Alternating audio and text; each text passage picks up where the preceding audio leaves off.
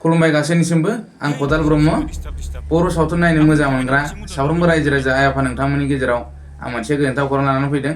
बे गोजोनथाव खौराङानो जाबाय हाबिला बड' वेब सिरिज।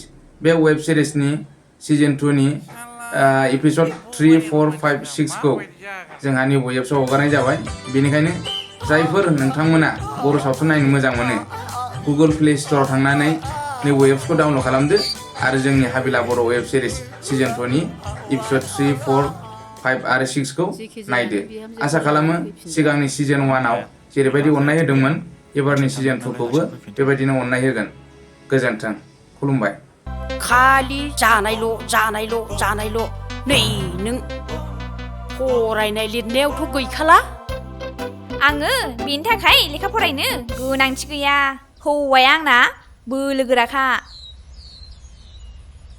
नै नायनोबा माखौबा नुवाखै बेसे बोलोगोरा? आइदै हामदों मा जालाबायखो गोदाव सोरावनो?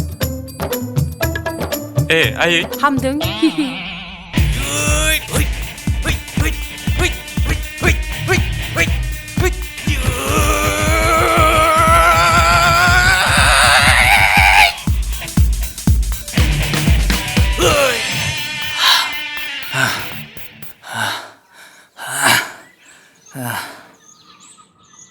आदा मेब्र' मा जानायनि थफ्ला सुख्रुबबाय थाखो? फंबाय रागा जोंनो ओंखारदोंलां। दहाय बबानि हिनजावा बुदोंना आंखौ। हिनजाव मानसिना बुनोबो हाया, बिनि दिखारावनो बेखौसो होबाय आं। दे